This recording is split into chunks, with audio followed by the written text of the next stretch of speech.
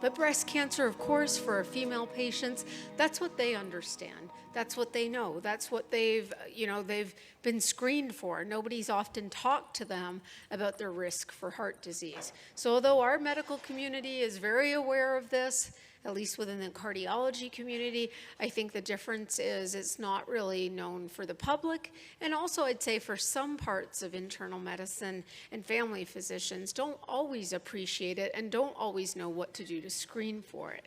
Again, even if you look at the prevalence, there's 60 million women in the United States living with cardiovascular disease compared to about 4 million living with breast cancer, just again to put this into perspective. So, there's a higher mortality with women. We know that once you have cardiovascular disease, all the data shows that women are more likely to die. Even some of the research that was shown earlier today, we had some discussion about women have the higher rates of death. This is just a relatively recent study, but I could choose any study. There's so many studies about how women don't do well that we could just review those studies, and we just keep saying it. We've been saying it for the last 3 decades. Women do less well than men, and if they have a myocardial infarction or if they have acute coronary syndrome, and the statistics just seem to not change. So this is just an international survey that pointed this out, that women have a higher 30-day mortality. They also have a higher rate of acute heart failure, and particularly after ST elevation myocardial infarction. And so even the idea of heart failure being a pathway after acute myocardial infarction is important to appreciate. And we have even about younger women. The Virgo study that looked at people under the age of 55, male and female, all who had an acute myocardial infarction, they have shown that women who had an acute myocardial infarction had worse outcomes in the year after discharge. So again, more rehospitalizations, more non-cardiac hospitalizations as well. We keep showing this data, but the problem is we need to now be doing implementation to really change this. What's the reason for why women don't do as well? I'm not going to talk too much about biological differences because often it's not biological. It's gender-based. It's how we're seen in society, the bias that gets introduced into our care. So just quickly, I'll go through some of the things that we know are contributing to higher rates of mortality after acute myocardial infarction. If we look at door to balloon time, first of all, women are less likely to go to the cath anyway after acute myocardial infarction, particularly after ST elevation myocardial infarction. But if they go, the door to balloon time is longer. If the hospital used fibrolytics and doesn't have a cath lab, even those times, the door to needle time is longer for women than men. If we look at the use of guideline-directed medical therapy, whether we're talking 24 hours or upon discharge, women are less likely to receive that guideline-directed medical therapy. And what we do know, and repeatedly in many different data sets across pretty much all of the world, women are more likely to be readmitted after an acute myocardial infarction. And we continue to see those trends. They really don't narrow over time. And as a result, it shouldn't be surprising to us that women are more likely to die, particularly ST elevation myocardial infarction group. That's the group that we see high mortality rates in, and where we've not seen them move. Where everybody else has had some improvement after STEMI, we haven't seen the same in particularly women, and actually the group that does the least well is the youngest women. Perhaps because we don't think they're having a myocardial infarction because they're young. And interestingly, we wrote a paper a couple years ago now looking at the global picture and looking wherever we could find data. And the only continent where we had no data was from the African continent, because they're just at the early phases of gathering that data. Hopefully we'll learn more. But every other country that has pulled their data, even if it's segments, even if it's a certain city, they have shown the exact same thing. So it's not unique to the United States. It's not that we're more biased about women than some other countries. All countries are showing this, and we can't explain why. So, we need to work on those things. We have lots of examples, even women who present with chest pain. You know, chest pain, I know that there can be nuances about chest pain, of course, but if you present with chest pain, you would think the evaluation wouldn't differ too much. Well, this study that looked over a 4-year time period at all chest pain that presented to the emergency rooms in the United States. This represented 29 million emergency room visits, and they just took the younger patients, so they only took those under the age of 55. And what they found is things that probably don't surprise any of us. Women were less likely to be triaged as an emergent case. They were less likely to receive cardiac monitoring or an EKG. They were less likely to be seen by a consultant cardiologist. And they were less likely to be admitted, whether it was to a chest pain unit or to the hospital. And the same findings that we found in the women actually were often true in people of color. So you can often, the things that I've talked about, often you could substitute women and people of color because often the bias that we carry extends to both groups of people. You know, we have lots of examples in our own community, you know, about prevention and how good we do. And we know in general we don't do a good job, right? We've talked about this just in terms of use and adherence of statin therapy. Well, this study, they simply looked at people with a diagnosis of atherosclerotic cardiovascular disease. And they asked actually very simple questions. 1, were you on a statin? 2, were you on a high-intensity statin, right? Because according to our guidelines, those should be what they are on. Well, you can see we don't do well anyway. About 50% of people are not on a statin at all. Only a quarter of them are actually on a high-intensity statin. And the odds of being on a high-intensity statin are greater if you're a male than a female. And our own Anum Saaed, she has done a lot of work looking at some of her data as well. I just need to make a slide of it, Anum, but I will. But that, you know, we keep showing this. I mean, it's just one study after another. Oh, we don't treat women as well. The inaction is what we've got to act on. Young people, again, the reason we look at young people, as I said, is because young women are the ones dying at higher rates than anyone else. And so we have a lot of data showing not only are we not treating them aggressively enough, but we're not even using our guideline-directed medical therapy as aggressively in women compared to men when we talk about those people that are younger. And again, rehospitalizations, as I said, are greater. This is from the TRIUMPH study where they looked at rehospitalization a year after acute myocardial infarction. And they stratified by young and older men and women. So the younger people are the solid bars and the older people are the dashed bars. Women are gray, men are black. And you can see that for the younger women compared to the younger men, these lines, the gap is greatest. There is still a gap between older women and older men, but not as great. But you can see these lines start within the first month of being discharged. So it's not like we're talking later in the game, it's early. And maybe that's because of lack of use of guideline-directed medical therapy. Maybe it's due to under-referral to cardiac rehabilitation. It may be due to depression, because actually when they adjusted for depression, some of this gap narrowed. But there's a lot of different things that are probably going on affecting what we're seeing here. We also know that when women experience an ST elevation, as I already alluded to, they often frequently present in heart failure, and they can also present with cardiogenic shock. And what we know is that when you present with cardiogenic shock and in the setting of a STEMI, women are less likely to be aggressively treated. They're less likely to go to the cath lab. They're less likely to get a right heart cath. They're less likely to get mechanical circulatory support. They're less likely to be revascularized. And what are they more likely to do? They're more likely to die. And again, they found differences by race in this. This is using the US National Inpatient Sample. But, you know, the sickest people we've got to do better for.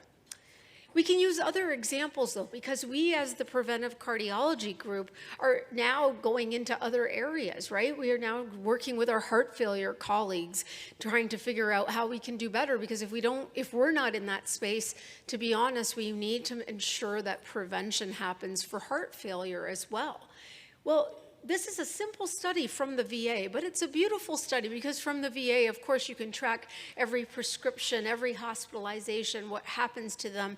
And so they simply looked at the veteran women, because now they have a growing population of veteran women, of course, less than men, but they just looked at incident diagnosis of heart failure, so an absolute new diagnosis of heart failure. And they said, you know, would you get any one guideline-directed medical therapy? They're not talking the 4 pillars. They're just saying one of the 4 pillars. This was a pretty liberal use of guideline-directed medical therapy. But they looked at 30 days, 90 days, and 12 months, and I know you can see this, that it's pathetic. I mean, it's pathetic for men, too. Don't get me wrong. I'm not happy with these numbers for anyone. But in 30 days, 22% of women compared to 37% of men are on at least one guideline-directed medical therapy. And by 12 months, you know, we're almost equal to what the men were at 30 days. So we've got to do better for both. But again, this is a way for us to look at our data. And we can look at lots of different examples of things in cardiology where there seems to be bias in care, you know, that's outside of just our prevention area. TAVR, for example, we know actually from the early partner data that women actually did better than men with TAVR, which was not true for surgery. I could understand why we avoided surgical valve replacement, but TAVR, we should be offering it to women, and yet we know that we get women to TAVR later, and we're not even offering it at the rates that we know the prevalence is in our population. AFib, that happens to both men and women. Women are less likely to be adequately anticoagulated, and they're less likely to be offered rhythm control or ablation, despite the fact that they're more symptomatic when they're in atrial fibrillation compared with men. And ICDs, particularly CRT, you know, the early Made It studies showed that actually women did better with CRT therapy than men. And yet our real life data shows that our utilization is greater in men than it is in women. For those people eligible, the odds of a woman getting the therapy is much lower than a man. And then heart transplant as well. You know, women are only a quarter of LVADs and a quarter of transplants, therefore. So I know that heart failure with reduced ejection fraction affects more men, but there's a lot of other variables affecting why these numbers are what they are. So today you're going to hear about a lot of interesting things that affect the prevention side of things. We know risk factors may differ, but it is important to just appreciate that even our traditional risk factors, the ones that we know and that happen to men and women, even they affect women differently. And the greatest example of that is diabetes. You know, for being a diabetic woman puts you at a much greater risk, at least a 3-fold greater risk of developing cardiovascular disease than a diabetic man. And there's a lot of reasons for it. It may be also bias in the diabetes care, or it may be also some sex differences of how diabetes affects the vascular system.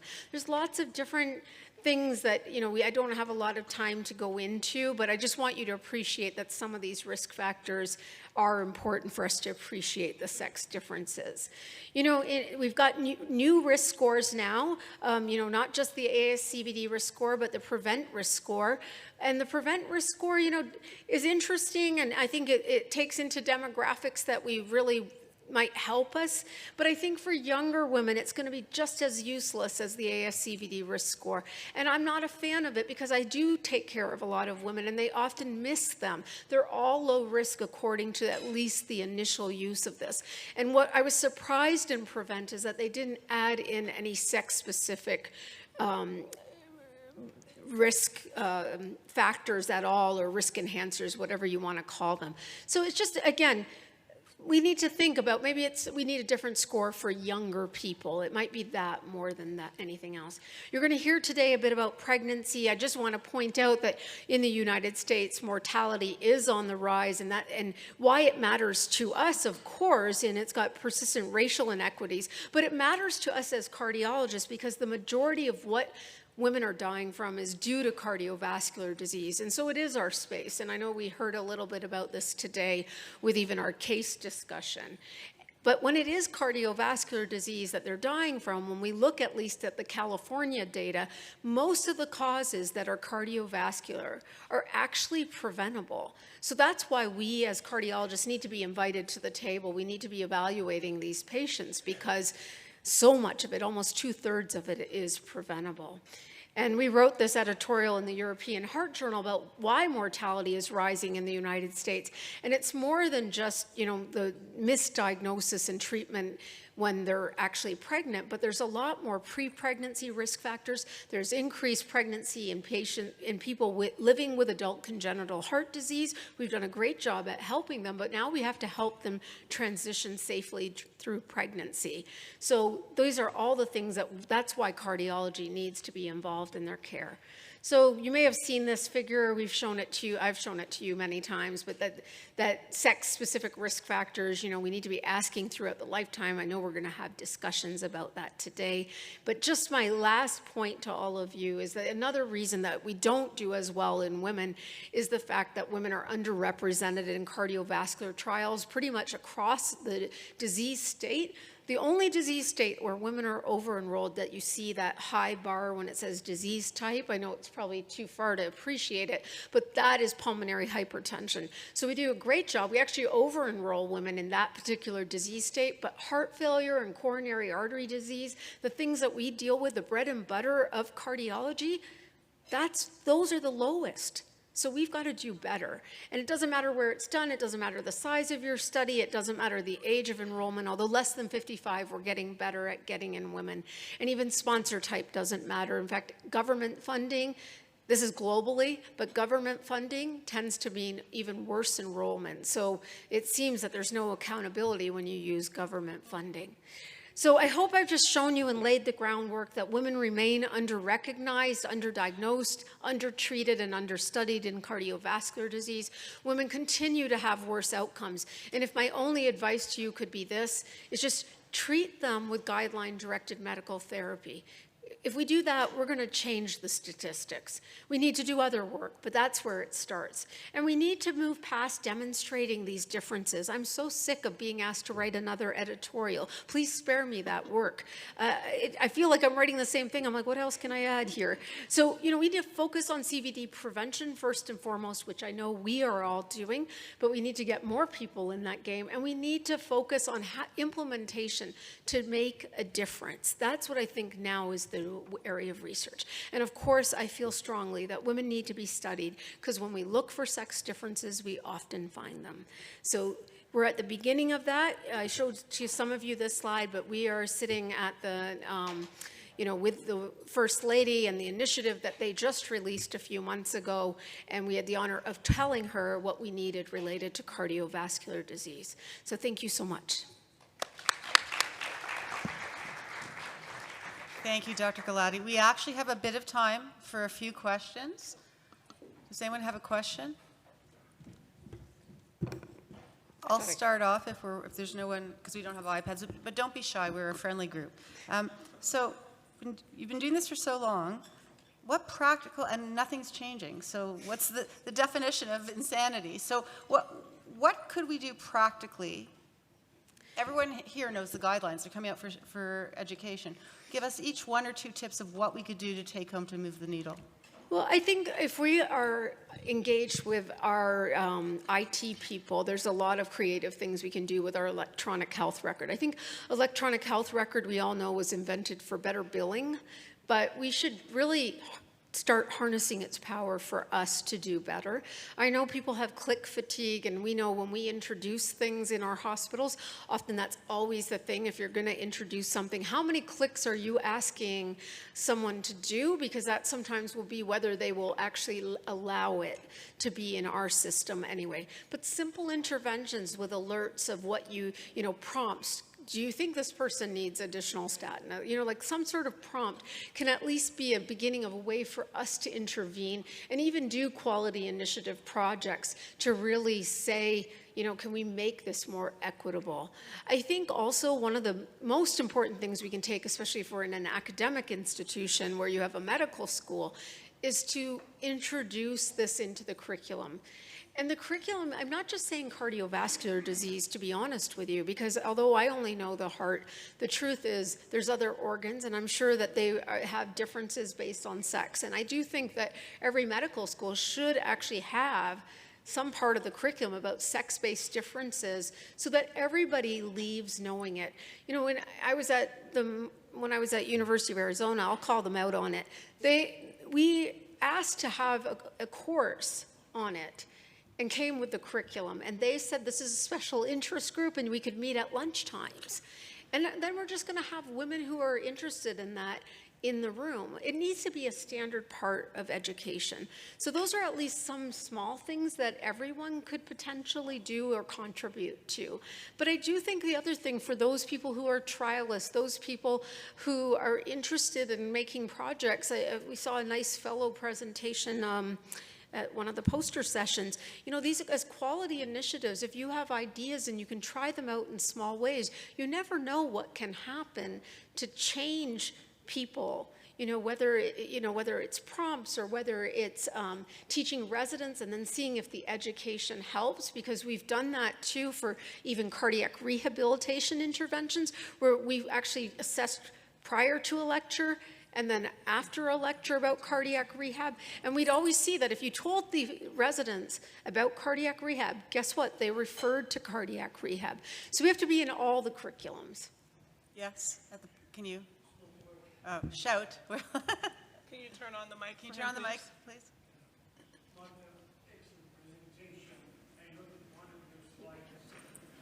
Yeah, I'll repeat it.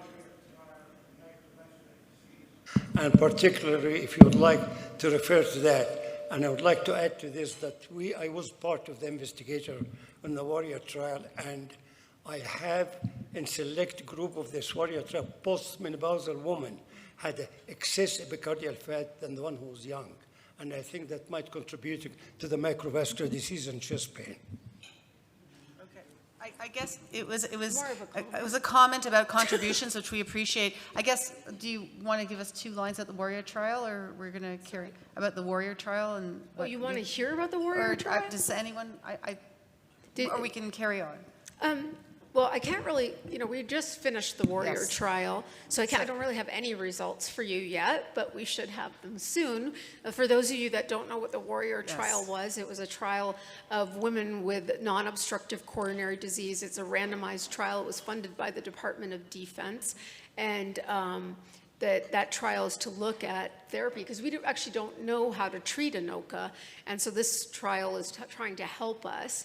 We'll see how it goes. I mean, I know what I did in my own, like my site. I don't know if it's going to be a neutral trial or a positive trial. I honestly have no clue. It's a little hard because it was easier for places that had big ANOCA populations already to enroll these women, and some of the smaller sites were not, that didn't have a specialist necessarily, they had a harder time. So we'll see. We had greater aspirations when we started the study. We got interrupted by the pandemic, but we will be excited ourselves to hear those results. So when we have them, you'll hear about them. Thank you. Okay, one last quick question and quick answer, because we have a robust rest of the evening. Thank you so much, Martha. It was amazing. It's just fabulous. I have a comment or question. So just re-emphasizing same thing you mentioned about that, just, you know, we need to bring that information awareness at all of those about women heart, not only just as a, you know, interest group, just part of the curriculum.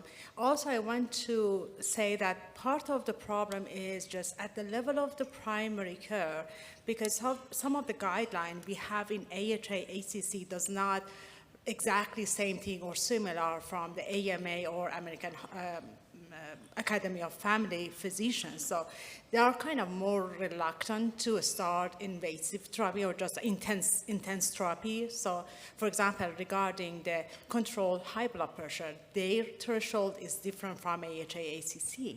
So the other thing, so the patient going first to the primary care, if the primary care is not well, you know, they are not at the same level or same page with the cardiology group, they're not detecting or start treatment or even addressing the issue. So they're not starting the problem start from there. So I'm practicing as a family physician and also as a cardiometabolic and clinical lipidologist. So I can see that between myself and that I went to the Women Heart Center, so I'm understanding all of those things. But some of the other colleagues, because it's not coming from that, guidelines, I think if we can just, bring that to the attention of the other group would be perfect. I think that's a great more of a point. comment, so I'll let you guys say that. Okay. Okay, so thank you so much, Dr. Gulati. And I'm very honored to introduce Dr. Anastasia Mihailidou, because she runs the Diagnostic Ambulatory Blood Pressure Monitoring, ABPM, clinical service at Royal North Shore Hospital and engages in both biomedical and clinical research as head of the Cardiovascular and Hormonal Research Laboratory in the Coling Institute and honorary associate professor at Macquarie University. She's coming all the way from Australia for us. And her research passion is the accuracy of blood pressure measurement for self-management and the prevention of hypertension and sex differences in hypertension. And I'm awaiting her talk, and we're honored to have you here. Thank you. I'd like to thank our chairs and also Professor Gulati for the invitation and Professor Shapiro for allowing me to present today. I'm honoured. I hope I can perform amongst all the experts. My only disclosures are that I have given education webinars for different pharma, and I have to admit that I'm passionate about accurate blood pressure measurement. One question I like to ask with show of hands, who knows their blood pressure? Ooh, not all the hands go up. That's the first thing we have to achieve in everybody. And I had two situations, one at this meeting where the woman, not male, woman, didn't know her current blood pressure, and that's an issue that we need to address. And I was suggesting maybe on Twitter that we have monitoring by one of the farmers to like we do with other conferences. Now I have to make sure I've got the right way. That way? Yes. I start with this because the current president of our Cardiac Society is female, and she said she saw this quote in the history of our National Cardiac Society of Australia and New Zealand, and thought of me, and it's so appropriate. And it's from Osler, which I wasn't aware, but a few other people are very familiar with Osler. Many didn't know this in the blood pressure field, but it says a man's life, that's the caption says, may be said to be a gift of his blood pressure, like Egypt, just as Egypt is to the Nile. And I know I'm being cheeky, but I want to remind everybody, as we've heard Professor Gulati say many a time, that the population is a minimum of 50%. Not all are over 50%, but we are 50%. We are special, but we're not a special population, and I've tried very hard to address that. And I'd like to add an addendum. I know it's cheeky, but I'd like to say that it's also a woman's life in a gift to her life. So if we can adopt that attitude, then it would be useful. I don't have to remind everybody that it is the leading preventable risk factor for not only cardiovascular disease, but dementia, kidney disease, and stroke. And they've done modelling, and I met a person, person in primary care at the lifestyle masterclass earlier in the meeting, and she said, I am really glad I'm here. I'm passionate about treating people appropriately. But they did modelling, and out of all the preventions in primary care, controlling hypertension saved the most lives. And in our Lancet Commission on Cardiovascular Disease in Women, we found hypertension the main culprit, followed by diabetes and body mass index. The global burden of disease data, when they stratify the data, show that it is the primary risk factor for women. Not for men, even though overall it is. Tobacco smoking is the primary risk factor. High blood pressure comes in as second. Remember that because we don't know that. And most women, whether it's in America or Australia, will put breast cancer down as the primary concern rather than heart disease. I won't go into too much detail, but there's a little bit of repetition, only because many of you will be aware of the InterHeart study, which showed that hypertension contributed greatest risk to acute myocardial infarction, more so in women than in men. The study in Norway looked at midlife, so earlier rather than later. As Dr. Gulati pointed out, women recruited to trials are usually older rather than younger. We are changing, but this was midlife, and again, blood pressure, and not particularly high level, was associated with a twofold increase in the incidence of acute coronary syndromes in women more than men. And something that I don't know most of you are aware of, but there is this study which shows that women with hypertension are more likely to develop dementia than men. And as you can see, the largest first increase or steepest increase is women with hypertension, and the lowest is women without hypertension. In Australia, the primary mortality risk is dementia for women because we're living longer rather than heart disease. I know globally, but in Australia, it's dementia, and this may account for it. I'm a firm believer in earlier rather than later, and we have to think about children. We don't monitor children. In Australia, it's much harder to do anything in children because of all the protection, and rightly so. However, in Australia, we don't have paediatric guidelines for blood pressure. And I'm on the steering committee for us developing that. But I highlight this study because it has a significant impact.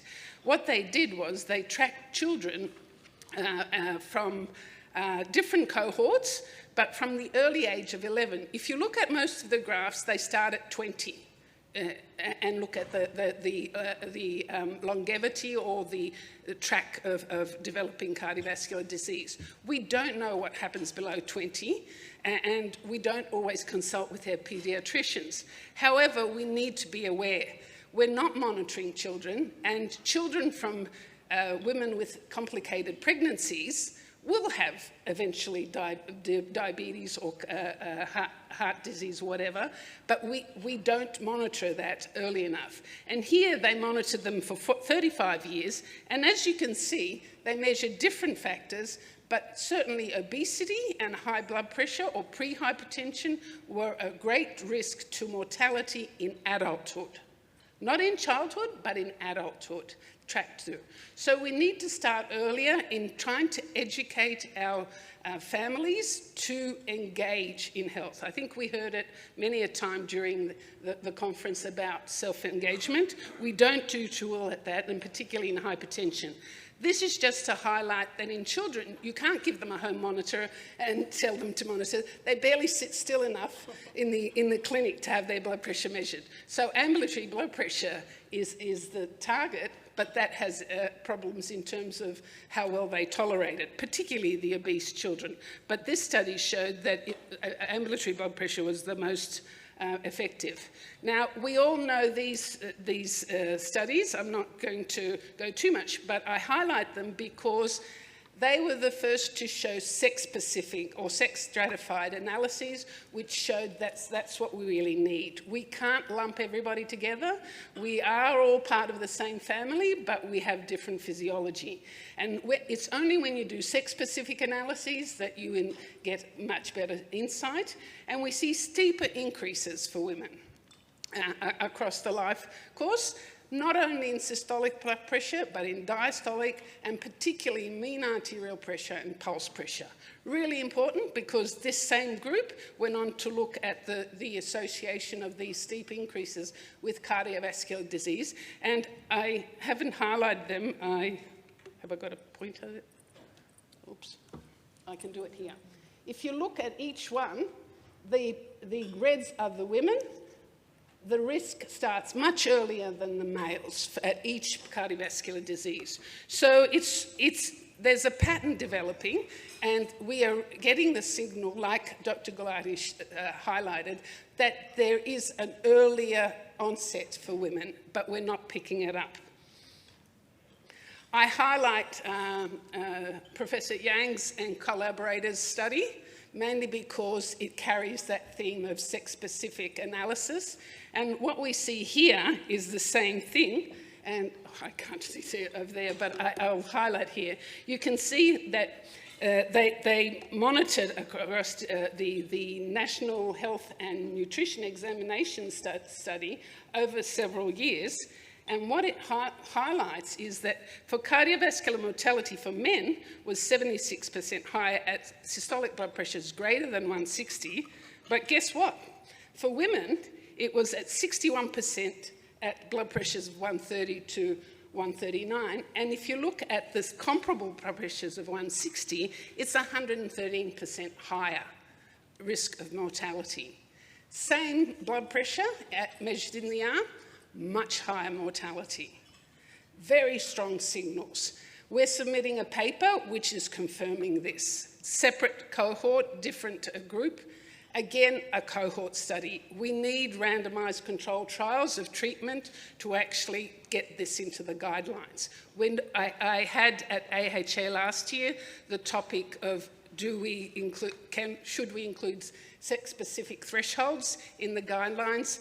Guidelines require evidence from randomized controlled trials. All of the studies are either cohort or longitudinal. There aren't any randomized controlled trials, and we need to do that. Next. I always say you can't manage what you don't measure, and we've heard it during this trial. It's particularly important in hypertension. And I highlight a study with a collaborator in Italy. He has set up a telemedicine where the pharmacies in his region of Italy do fit the ambulatory monitors, and they run the patients are fitted, and then they send it to a central source, and they interpret the blood pressures, and the pharmacists regulate the medication and has an efficient service. With women, we cannot rely on clinic blood pressure or brachial blood pressure alone. We need to do out-of-clinic blood pressure, whether it's home or ambulatory. Now, I know it's a big touchy point about ambulatory in the States. Up until recently, we didn't have Medicare funding for ambulatory in Australia. I was part of the committee that applied. We applied to government. We've managed to get it funded, but only for newly diagnosed hypertension.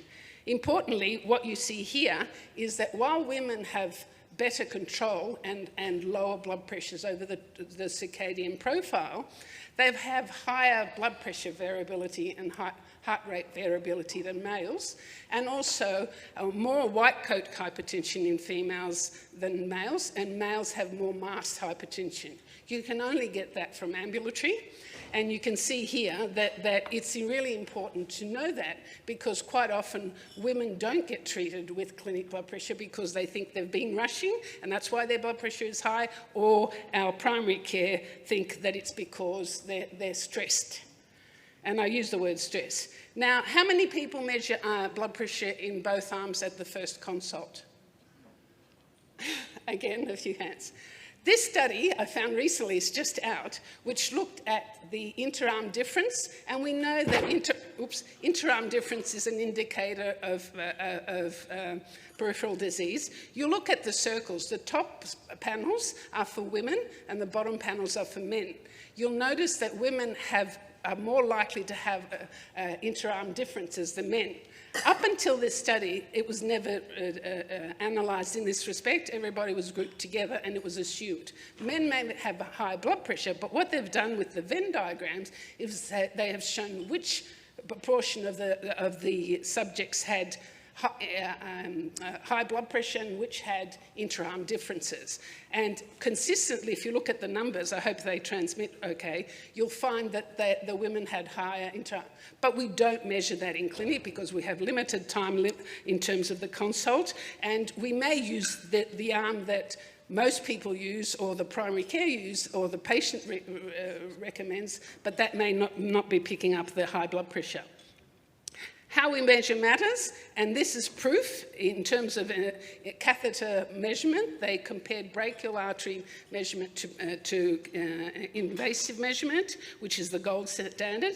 And what they found was that for the same cuff blood pressure, invasive aortic systolic pressure was higher in women than in men. This is consistent with what we had documented by derived aortic blood pressure many years ago and had a lot of trouble publishing, but it did come through. And that cuff diastolic pressure was overestimated in invasive for both women and men.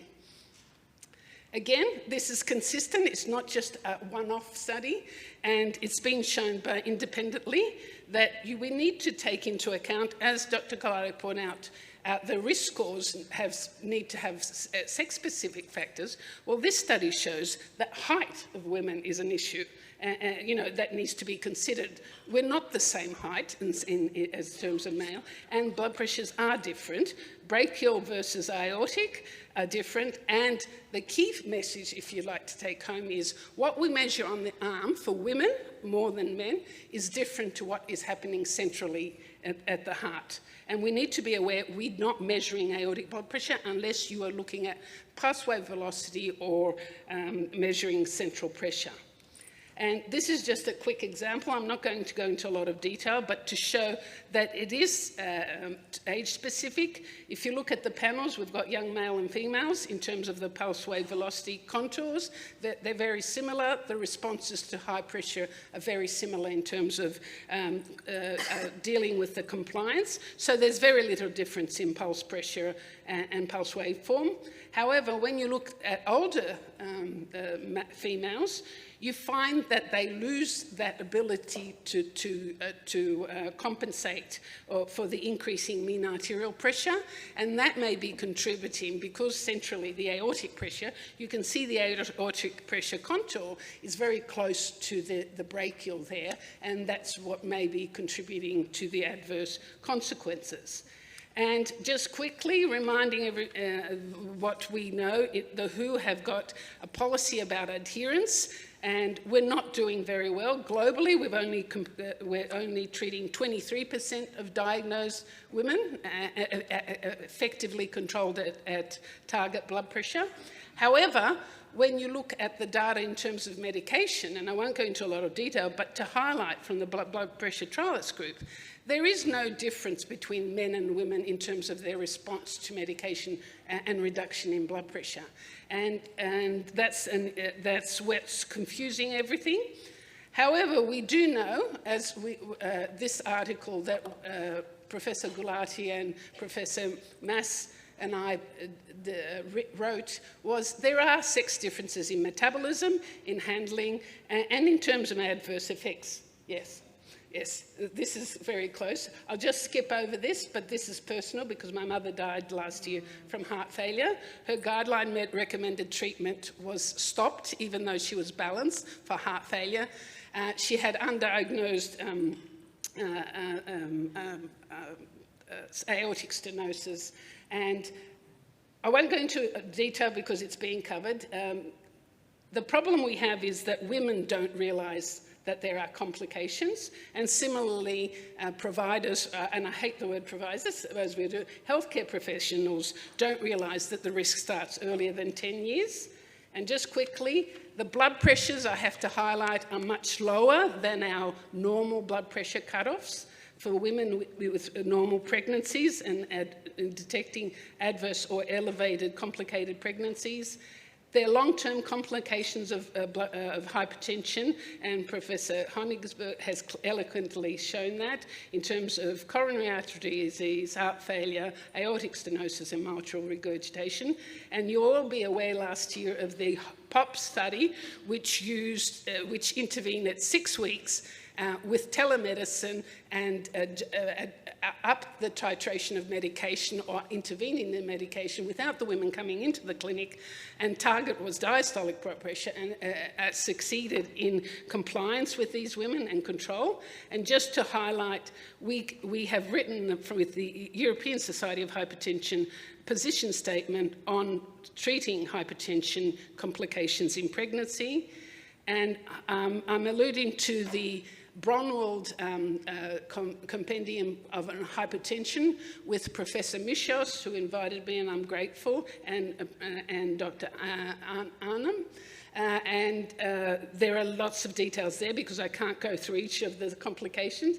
But just to end, that we don't stop just because women get older and reduce the medication. Here's a study that came out this year which showed that treating blood pressure to target of 130 increases longevity. And then just quickly, we need sex-specific design and analysis in research to show these differences. I hope I've convinced you that blood pressure influences cardiovascular risk in a sex-specific manner and that there are lower thresholds. Most importantly, we need to take the history, as we've said. Accurate blood pressure monitoring is essential for all of this to happen. We need to educate both patients and health professionals to improve awareness and engage health management. And if you haven't seen it, I'd encourage you to go to the Lancing Commission website, which has stories posted there from different parts of the world with women who've had complications, as Professor Gulati highlighted. And that one there, that I'm grateful to the Lancet for including my mother's story. Thank you very much, and I'm sorry if I went over time. Thank you for that outstanding talk. I think we're going to have to hold on questions in the interest of time because we've got 3 more exciting talks before we get into a panel discussion about women in cardiovascular medicine. Good evening. My name is Anastasia Mihailidou, and I have the pleasure of introducing the next 3 speakers, starting with Dr. Shapiro, who is the president of the American Society of Preventive Cardiology and the Fred Parrish Professor of Cardiology and Molecular Medicine at Wake Forest University. He will be speaking this evening about the use of cardiac imaging in the identification and prevention of cardiovascular disease in women. Well, thanks very much. I'm delighted to be participating in this symposium, and I would like to specifically acknowledge that the Women in Preventive Cardiology work group of the ASPC is one of the most active and one of the most productive work groups that we have, so kudos to you. So I'm going to switch gears to talk about imaging, and here are my disclosures. Why is it important for us to talk about imaging? Well, as Martha had mentioned, cardiovascular disease, of course, is the #1 killer in women. And the problem is most individuals, at least half of individuals, are going to be asymptomatic until they have a catastrophic event, right? So everybody's feeling fine, and then in about 50% or more of individuals, their first manifestation of underlying atherosclerosis is a myocardial infarction or sudden cardiac death. And we know the reason for that is because non-obstructive plaque is the frequent culprit.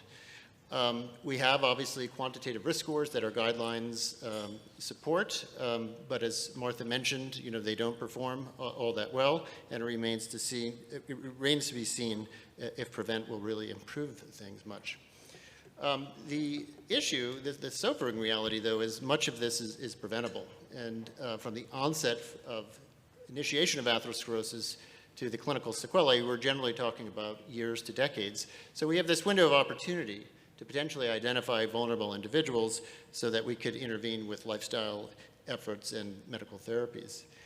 Now, if we think about the way we classically think about prevention, primary prevention and secondary prevention are really defined around clinical events like heart attack.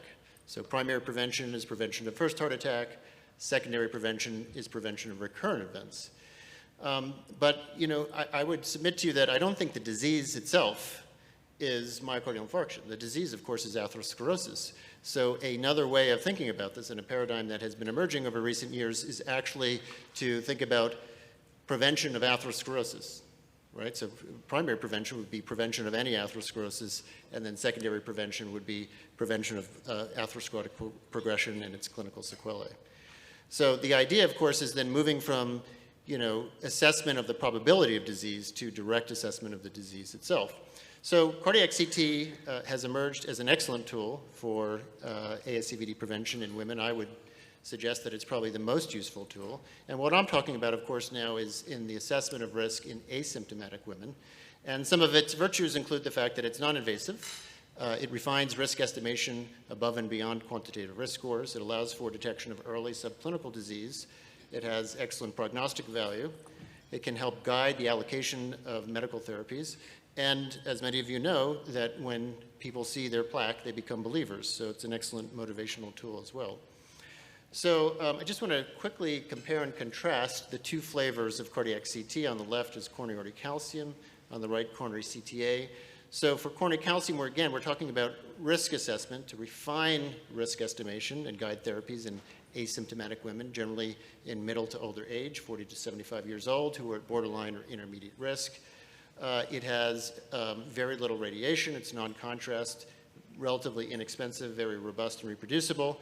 And what we're doing is we're measuring the coronary artery calcium content, which is simply defined as the plaque area times the density of the plaque, and can independently identify at-risk women to guide individualized and targeted management. On the right is some of the key components of coronary CTA, generally used as a diagnostic test in individuals who have symptoms, principally in low to intermediate risk chest pain.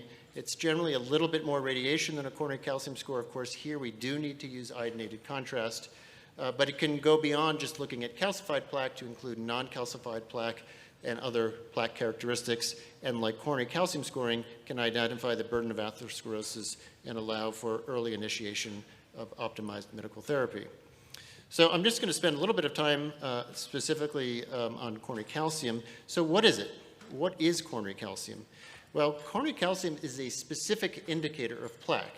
That is to say that your coronary arteries don't spontaneously calcify. So if calcium is present, we know plaque is present. And over time, plaques tend to get calcified. So when we see coronary calcium, we know we're looking at atherosclerosis. The more coronary calcium you have, the greater burden of atherosclerosis. Here's data from MESA looking at the relationship between CAC burden and incident events. And this, again, is from a US cohort, but I could have really substituted this with any other population-based cohort that measured coronary calcium because the results are so reproducible. Individuals who have a coronary calcium score of 0 do extremely well. The event rates are low, and as coronary calcium goes up, so too do events. And when you compare individuals with extensive calcium, defined here as a score of greater than 300, compared to their peers who have a coronary calcium score of 0, you can see a 10-fold increased risk of coronary heart disease events, cardiovascular disease events, and I want you to remember that number 300 will become important again. So here again, data from MESA, now stratified by sex. You can see on the left female, male on the right.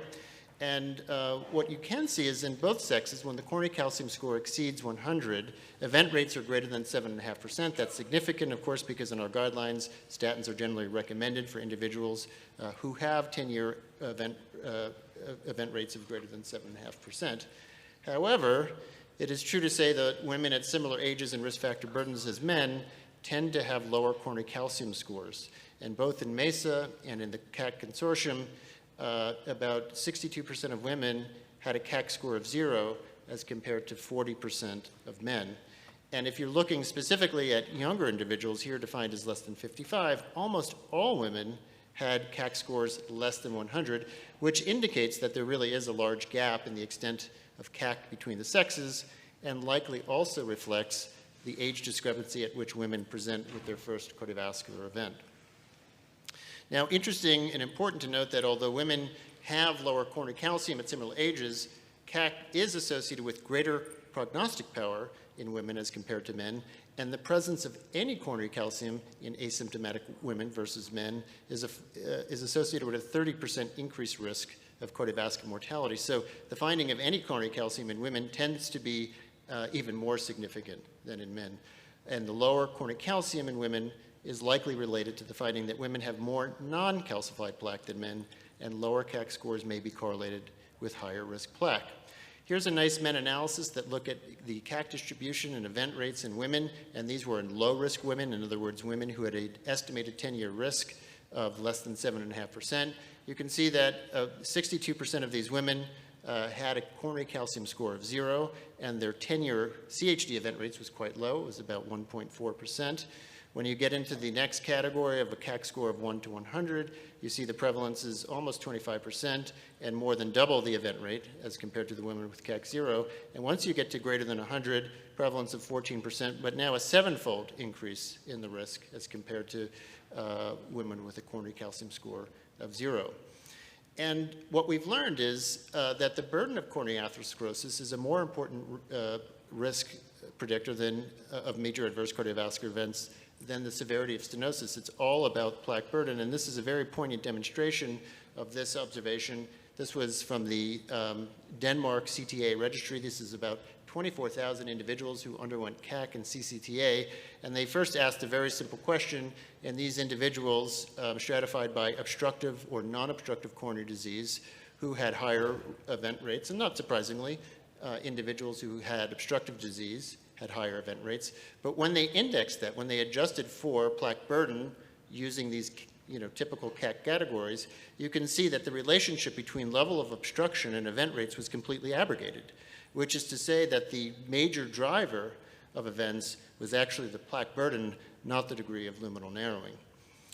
I think we've seen this a few times throughout the last couple of days, but it just is a demonstration of just how helpful this analysis was. This is from Dr. Budoff's group, who asked the question, at what coronary calcium is the, at what calcium score is the risk similar to an individual who actually has established atherosclerotic cardiovascular disease? And what they did is they compared 4,500 individuals without known coronary disease to about 400 individuals who had established ASCVD.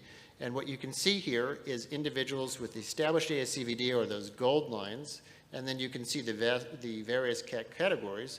And what you really want to pay attention to is those individuals who have the purple line, which is those with a CAC score of 300 or more, and it's nearly superimposable on the individuals in gold, those with established ASCVD, which indicates that, of course, patients with a CAC score of greater than 300 generally have an equivalent risk as somebody with established ASCVD.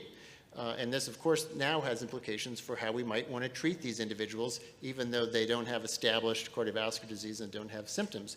And this gets back to one of the points that I was making earlier in the discussion, which is perhaps we need to revisit our definitions of primary and secondary prevention, because what we see here by that very nice demonstration is there's a huge overlap between high-risk primary prevention versus secondary prevention. And really, the difference between primary and secondary prevention is one bad day. Right? The day before your heart attack, you might have been qualified as low risk. So now moving on to coronary CT angiography. Of course, this goes beyond just looking at coronary calcium. It allows us to look at the composition, characteristics of the plaque, has comparable diagnostic accuracy in women and men, and can effectively rule out significant coronary disease in individuals who have symptoms. Also allows for identification of burden of coronary atherosclerosis and potentially early initiation of OMT. So for those of you who have not had a lot of experience looking at coronary CTA, this is a first demonstration of totally normal coronary arteries. You see no evidence of plaque or stenosis, very, very high resolution images. And then we can see the different varieties of plaque. So on the top left, you're looking at a right coronary artery that has extensive purely calcified plaque. On the top right, now you see an individual who has purely non-calcified plaque. In this case here, you can see, particularly in the cross-sectional view and the overlay, that it's a low attenuation plaque. It's associated with positive remodeling, meaning it's remodeling outward, and generally sparing the lumen. And this is one of the high-risk plaque features that you've heard alluded to over the last 2 days. And then finally, in the bottom frame, you can see what is called a partially calcified plaque, meaning it has components of calcium and non-calcified plaque. But of course, this is essentially a non-invasive coronary angiogram. So beyond getting the information about plaque, you can get information about luminal narrowing, as you can see here. So it turns out that coronary CTA, this has been recapitulated in many, many studies, is the most accurate non-invasive test to detect stenosis. And as you may have already heard, and there's been some discussion at this meeting as well, we have the ability to also non-invasively look at the hemodynamic significance of plaque by doing a CT-FFR. So here's a demonstration of some of these other high-risk plaque characteristics. I mentioned a couple of these already: positive remodeling, low attenuation plaque, spotty calcification, or these small calcifications that you can see generally embedded in non-calcified plaque, and the so-called napkin ring sign, which is essentially necrotic lipid core that you're seeing on CTA. Now, this is, I want to talk about the relationship, though, about some of these high-risk plaque features to events. And this is a sub-analysis from the PROMISE study. You may be familiar with that. That was a large randomized controlled trial that took individuals with stable chest pain without known cardiovascular disease and randomized them either to anatomic testing with CTA versus functional testing with stress testing. In the overall trial, there was no difference in outcomes in the two groups, but there were some very interesting sub-analyses that have been published since that time. Here's one looking at high-risk plaque features, and what the main finding of this study, of this particular analysis, is that high-risk plaque features in women were associated with a substantially more increased risk of future MACE than it was in men. So something that we need to be aware of. And in this very, very recent study, this is from a large CTA registry in the Netherlands, they looked at the relationship between plaque burden and events. And what you can basically see here, they use something called the Leiden score, which is essentially a segment involvement score, how many segments have plaque. They found that first there was about a 12-year delay in the onset of events in women as compared to men, which is nothing new. But you see individuals who had the highest Leiden score, greater than 20, you can see that in those individuals, men did substantially better than women. So men are in yellow, women are in that turquoise. Women had markedly diminished survival as compared to men. And then finally, as a last analysis, again reflecting on the PROMISE trial, this actually looked at the question to different tests, meaning stress test versus CTA provide different prognostic value based on sex. And the answer in men on the bottom is, you see, if you had an abnormal CTA or you had an abnormal stress test, it was associated essentially with the same event rates. But interestingly, in women, if you had an abnormal CTA, you had substantially increased risk for future events as compared to an abnormal stress test. So it seems like CTA is particularly powerful in women. So I'll conclude here. There are important sex differences in plaque burden, morphology, and composition. The burden of coronary atherosclerosis is a more important predictor of MACE than the severity of stenosis. High-risk plaque features are a stronger predictor of MACE in women, and CT is currently the most important imaging modality in CVD prevention. Thank you. Thank you, Dr. Shapiro. We have time for one question for Dr. Shapiro. Does anybody have a question? I'll ask a question. Do you think that cardiac CT is underutilized in women? You can comment on whether coronary calcium scoring or even CCTA in symptomatic women with an over-reliance on stress echoes. Yeah, I mean, the data would certainly reflect that. Any form of stress testing is much more commonly used than CTA in women, for sure. I would say that, you know, in basically this talk I was reflecting mostly on asymptomatic patients, and I should qualify by saying that in general we're not using CTA that frequently in asymptomatic women, but it does actually give substantial information, but generally most of the time for asymptomatic women and men we're using coronary calcium scoring. Thank you. I think we're going to go on to the next speaker.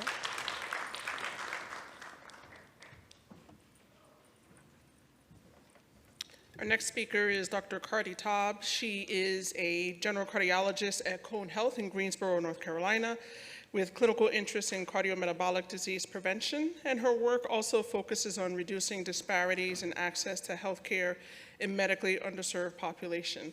She's going to be speaking about lipid management in women, discussing some sex-specific considerations.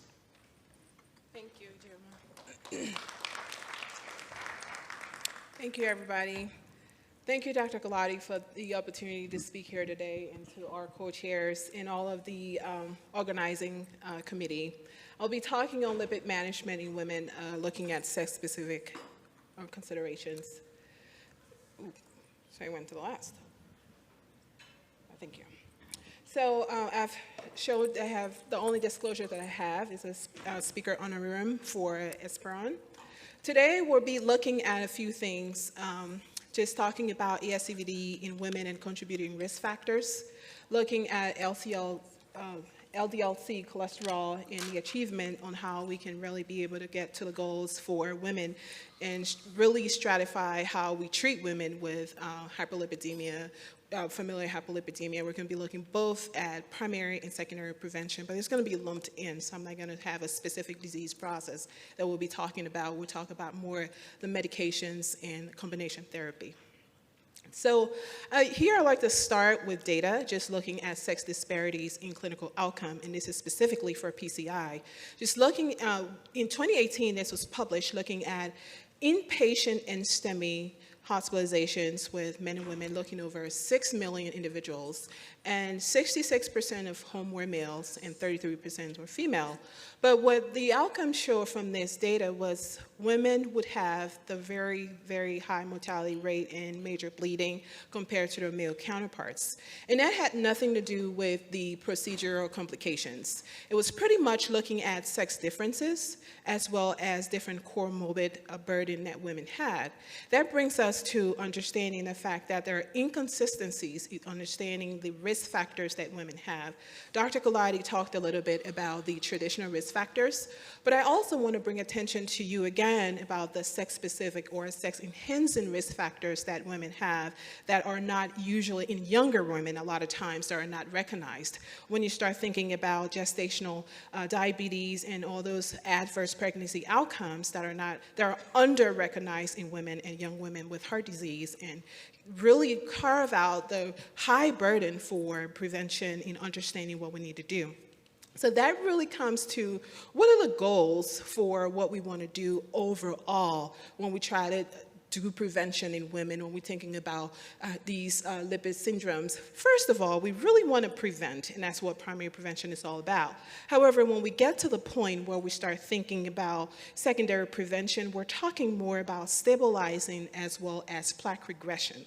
How we do that is very important. It's not just hand off and walk away. We start thinking about what's that optimal therapy the individual needs to be on to get clinical benefit. So giving the medication and walking away is not enough. Giving the medication and looking at the outcome and testing afterwards really makes a difference. That's where the difference comes in.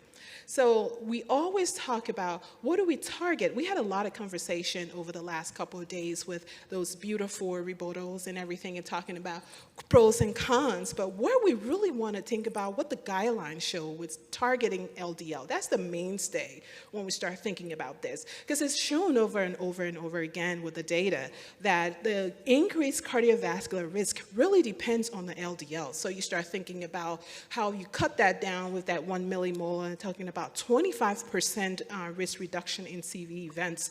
And then you start thinking about how do we do that? Earlier is better. When you optimize that earlier, you get better benefits and better outcomes. So you start looking at that age with that graph here, looking at the area under the curve, looking at that 40-year mark or lesser. And you see the data now with all the guidelines are talking about starting, especially in women at age 20. And you're going to capture that woman that you're talking about with the pregnancy risk that we're talking about, because when you think about things like hyperlipidemia, familial hypercholesterolemia, those increases the risk for adverse pregnancy outcomes. So you're really not doing a woman a favor when you don't start at that age. And you start thinking, we've had conversations over the different guidelines going back to when it was 100 for LDL threshold. Now, over the last 2 years or so, we've really come in alignment with the European guidelines. When I was in medical school, one of my attendings used to say that we usually use the people in Europe as guinea pig. First, they go ahead and get their data, then they do everything, then the FDA follows along. But it's really amazing to see that ESC and our consensus guidelines have 55 milligrams per deciliter, especially looking at very high-risk individuals. And if you haven't seen that retrospective cohort study that showed that the very high-risk individuals are, you're looking at people over 65, you're absolutely looking at heart failure, and you're also looking at what kind of therapy are they on? Are they on combination therapy?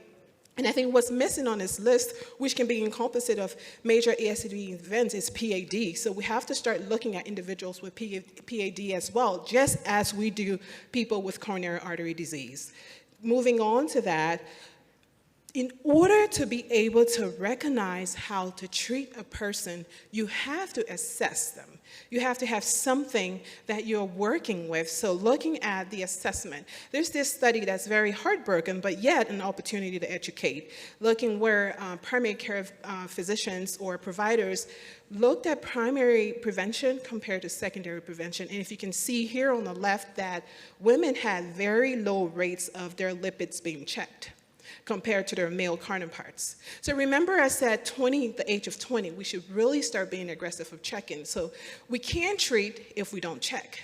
So that's one of the biggest opportunities here. If you take nothing out of this conversation, start checking lipid early in women, start understanding that, because then if a woman is interested in having children, we're really going to avoid that pregnancy adverse outcome that leads to higher cardiovascular risk by the time that they're not menopausal, and we're saying that we're waiting till 65.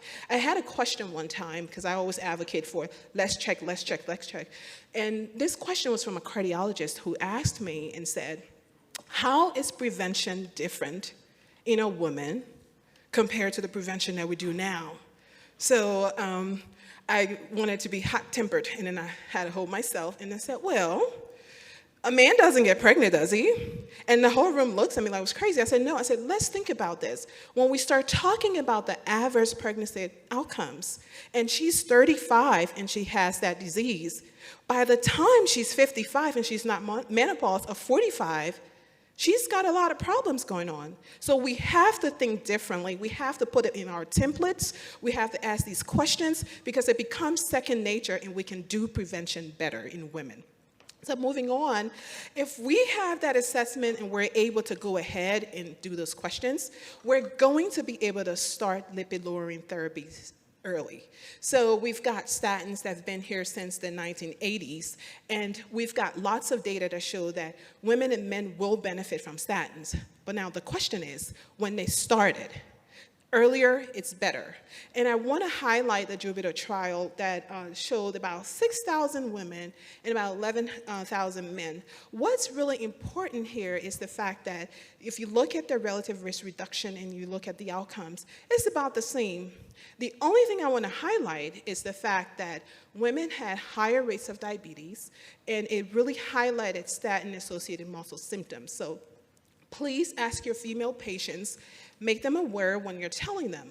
They're not just tired or getting out of the bed when they start to tell you about all their body aches and pains and asking them if they're lifting their babies or how hard they're working. Listen to them and get that understanding, because then also data shows that there's less adherence. One of the primary reasons is the fact that they're statin intolerant. So you're not going to take a medicine that's going to make you sick. So you have to understand and have questions, because now we have opportunities to add on or remove and have other medications that will be able to help and provide that primary prevention or secondary prevention that is so needed. Next, there are those unique phases that we talked about. We talk about the adverse pregnancy outcomes. So before pregnancy is the best time, so think about that age 20. Start testing, because if you find familial hyperlipidemia, if you find hyperlipidemia that can be treated, you start that individual on that therapy and you have conversations, like talk to them. And just have that conversation, and if they are interested in having babies, you set a plan. When do they stop if they're not high risk? 1 to 2 months. If they don't, start talk about oral contraceptive. It's all right to have a conversation, and maybe also consult with your OBGYN if you're not comfortable. But we have the opportunity now to do unique things, and going back to 2021, when because of lack of a lot of data for terrestrial density, the FDA actually went back and took off the pregnancy label from statins use that you can actually use, preferably pravastatin, because there are data that shows that pravastatin also help prevent preeclampsia. So that's one of that adverse pregnancy outcome that we're so not wanting for our individuals. And during lactation, if they stay on that statin, you want to have a conversation if they're going to breastfeed, so you want to take them off of the statin. But there are ways to have conversations and have a autonomy with your patients. So moving on with ezetimibe, this trial with the IMPROVE IT trial actually set the stage for combination therapy. Looking at that data with significant improved outcomes in cardiovascular disease. So that alone, adding it on early, is going to bring down your LDL level to about 15 to 25%. So that's significant. And if you take a look at the next one, PCSK9 inhibitors, thinking about their outcome data with the Odyssey trial and the 4A trial, looking at even now the open label extension trial still shows that you can do well with helping your patients to cut down their LDL levels by 45 to 60%.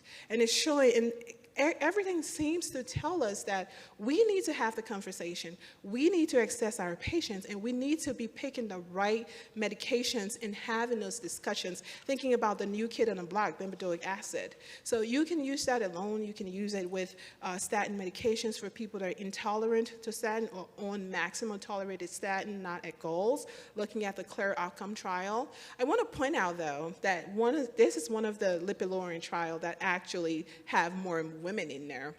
I'm not having any bias, but I'm just saying that there is ability. We can do that in clinical trials. We can enroll more women if we put energy into this. And you saw the data that Dr. Gulati just showed here earlier that we've got work to do. So going back up to bempedoic acid, one of the things that I want to highlight if you're going to pick these medications, be on your guard, make sure renal impairment, hepatic impairment. You also want to monitor these individuals, especially individuals that have had gout, or you want to get that level and just follow them. It is not recommended in pregnancy or breastfeeding. So in glycerin, another PCSK9 small interferon RNA, this is actually a great time because we're going to be able to get these medications for individuals who are statin intolerant, who are on maximum statins and not at goal. Remember that high risk, very high risk individual that we're talking about, 55 milligrams per deciliter. So the best thing about this is side effect profile is pretty good, pretty much at the site of injection, but you want to, when it started day 1 and then you go on to the 30-day and then the 6 months and then thereafter every 6 months, but brings down that LDL about 50%. So that very, very helps us. So if in case you thought I forgot, lifestyle modification is still sexy. So I am asking you to bring sexy back whenever you talk to your patients. Talk about, despite being on maximum tolerated statin, despite being on combination therapy, this still has its place because we need people to stop smoking. We need people to control their blood pressure because that helps whatever diet they choose in terms of Mediterranean diet, DASH diet. Have those conversations is important. When we do that, we're really going to give good clinical care, not just care. We're going to be able to have our patients do the things that they want to do. So to end, I like to say that a few things that, take 1 or 2 things from this and implement it. And then as you do that, that's going to be important to your practice and to your patients. So lifestyle therapy is still important, so please continue to do that. Starting medications is for women is important at an early stage. Speak to your patients, especially your high-risk patients, about their choices of if they want to be on statin during pregnancy. Opt for private statin because there's some data, and it's not quite a lot yet, but it's promising that we can do that. And really, just look at the opportunity to start combination therapy. Don't wait 6 months. Start it, 6 weeks after you've done that. Optimize the medicine, and that will be the best for your patients. I thank you. In the interest of time, we're going to hold questions for these last 2 speakers so we make sure we have time for the panel discussion, and maybe we can add the questions on then.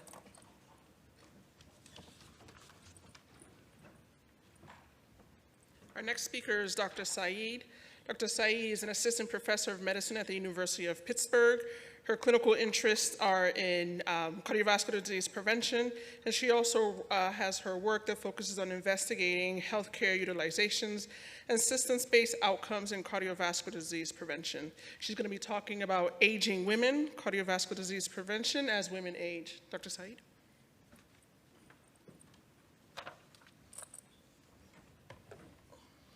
Is that it? Thank you, everyone. Good evening. I'm going to try and take us home with this final talk here tonight. These are my disclosures. The objectives of my talk, we're going to try and identify some of these mid to late life transitions as women age and how cardiovascular disease prevention strategies may be implemented. And we'll also review the primary and secondary currently applicable guidelines in older adults. So this is a growing group, right? So we have the leading cause of heart disease, leading cause of death in the United States currently. That's cardiovascular disease, and about 23 million people in the US right now are over 75 years of age. Out of them, 6.5 million are over 85, and this number is only growing. So this is about, we're talking about 35% of Medicare beneficiaries, out of whom like half or more are women. So this is a big issue here, and like I mentioned, the leading cause is cardiovascular disease, heart failure and coronary artery disease events, cancer, COVID-19, which is going to change in the coming years, and followed closely at number 4 is dementia and Alzheimer's. So the prevalence of cardiovascular disease risk factors starts pretty much earlier in life, and they manifest as disease later on. About 86% of women over the age of 75 have hypertension prevalence here. 36% women have obesity by BMI over 30 cut point, and about 15 to 20% of women over the age of 65 have hypercholesterolemia, quantified by total cholesterol over 200 milligrams per deciliter. So aging is not, we have to recognize that aging is not just the chronological age. There's a lot of issues that happen, including changes in the heart. You've got vascular stiffening, dysfunction of the endothelial cells, but also you've got sleep disturbances as individuals age. You've got depression and mood disturbances specifically that are more prevalent in women. You have a declining immunity and changes in the ventilatory capacity in the lungs, as well as other issues like reduced kidney function and increasing creatinine per se. So it's a big conundrum. For women specifically in aging, there is menopause that we have to deal with. We've had most data from the SWAN study, the Melbourne Women's Health Midlife Project, and the Healthy Women Study, and the Penn Ovarian Study, which have been the most prevalent in terms of data coming out from menopause, because they were designed with this particular question in mind. All these data have really shown that there's changes after menopause or during the menopause to postmenopausal period of increasing central obesity, loss of muscle mass in these old, aging women, and also increased LDL cholesterol levels. Some of the work that has come out of SWAN study has shown a lot of changes in the HDL lipoprotein, and how it has a complex relationship with aging in terms of the quality and the function of the HDL particles in the most postmenopausal period. Again, from both ERIC and SWAN cohorts, we've seen that there are significant increases in arterial stiffness in the peri to postmenopausal period, and also there's marked increases in the carotid atherosclerosis. So this peri to postmenopausal period is an important area of transition in women. It was interesting to find this AHA statement specifically tailored towards MT or menopause transition that's chaired by my colleague Samar Al-Khodari at Pitt, and it really sets the stage for us clinicians to understand and identify some of these changes that occur in the peri and postmenopausal period. So it's challenging, right? We have to be able to quantify, we have to be able to tackle the prevention of cardiovascular disease in aging women. It is the heterogeneous group. It's not just chronological age, as I've just told you, that is the sole reason per se for the inequity and not offering treatments based on scientific evidence. There's a question of frailty in these women. So in a survey done in 2015, this is a while ago, but this is the only data that's available, about 15% of non-institutionalized, meaning non-nursing home patients over the age of 65 are considered to be frail. So there's also the question of polypharmacy that we have to deal with, and issues that make it. I see a little bit of nods in the audience there. It seems like we have, clearly this question's everybody's mind. But polypharmacy also leads to complex decision making. It's not a great night for our 10-year risk models or the prevent equations, because not only do they quantify our young patients, but they don't really quantify anything for patients who are older than 79 specifically, so 79 years of age. So not a great look there.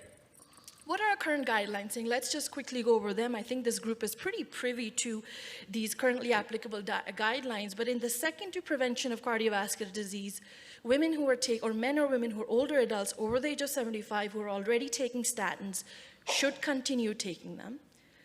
Usually it's the use of moderate intensity statin that is recommended, and it's reasonable to consider initiation or up titration to high intensity in adults over 75 years of age.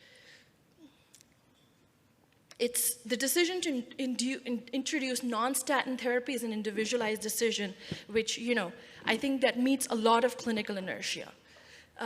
We have to identify the PROSPER trial. It showed the effects of pravastatin in older adults, 70 to 80 years of age, that's mean age about 75 years, that had baselines ASCVD and not. So there was a primary and secondary prevention cohort. And at 3.2 years of follow-up, there was a decrease of an LDL cholesterol by approximately 35% that also showed reduction in reduced either secondary or primary ASCVD event. So I think there's some data that we should keep in the back of our mind as we're dealing with these patients to introduce non-statin therapy in these older adults. Antihypertensives are, Dr. Mihailidou has done a great job sort of highlighting the importance of doing that, but I think some unique things that come into play in older women are issues with postural hypotension. That's why ACE and ARBs are the recommended drugs of choice and as first line, and we really want to avoid diuretics and alpha blockers because of possible adverse effects with falls. Aspirin, I think our group again is privy to these data about aspirin 81 being a single agent for established coronary artery disease in the setting of a recent ACS. We really want to consider the DAPT per se. Things get a little dicey in primary prevention, unfortunately, and I think that's the hardest part with patients who are aged over 75 years of age.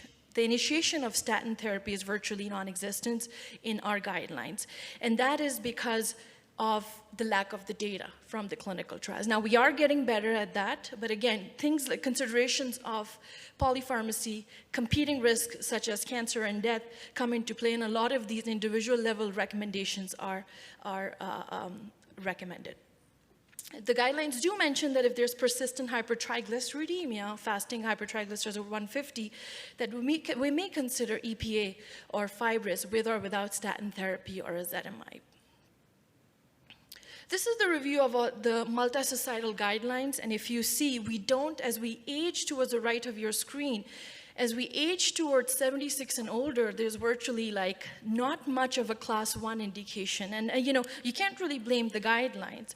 What you have to do is understand that there's not much data that is based on randomized controlled trials in this cohort.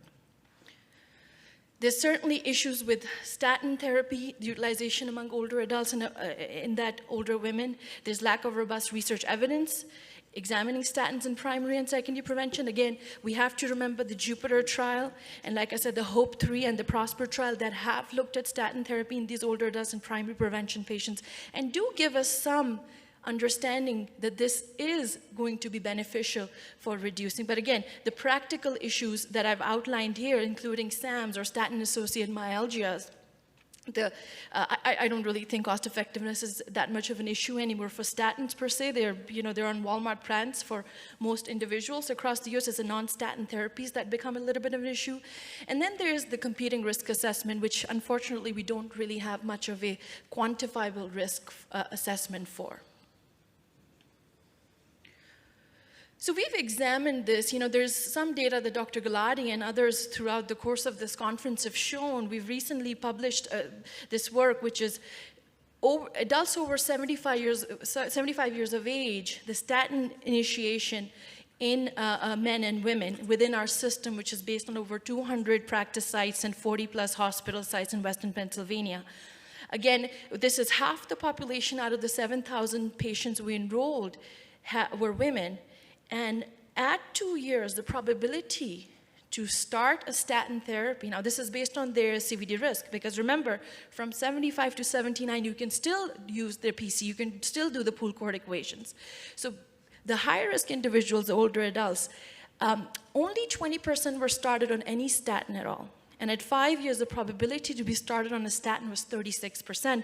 And in our weighted analysis and so forth, we noticed that there's about a 50% higher risk of all-cause mortality, which is not just EHR data, this is Social Security Index verified all-cause mortality, do I want to show.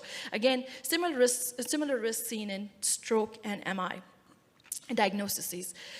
More recently, we did the sex-based utilization of statin therapy in our cohort. This is work led by my colleague Agnes Cogzo, where we showed that when we look at primary prevention of ASCVD and statin use based on sex and stratified by the 10-year risk score, actually our cohort, women had more statin prescription when we start studying this, but it was through the course of the follow-up for about 10 years within the CHR control that we saw that there was less up-titration or less new initiation of statin therapy in these women.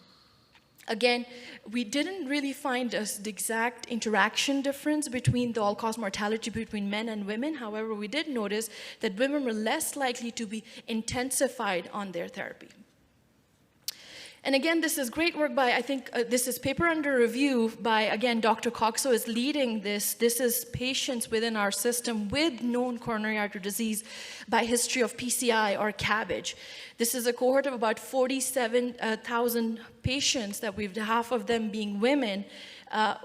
This is bad because here what we're showing is that women are less likely to receive guideline, just meaning the high intensity statin here. So this is 61.6% versus 65.8%. And also consequently, they're less likely to achieve LDL cholesterol, which is less than 70 milligrams within our system. Now, we're not really bad at UPMC. This data is pretty much reflective of what's happening across the country.